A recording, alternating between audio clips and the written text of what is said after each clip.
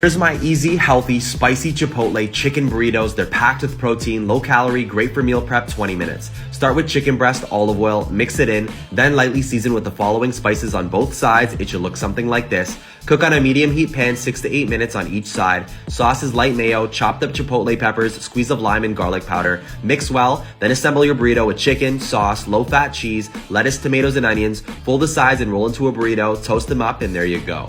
Enjoy.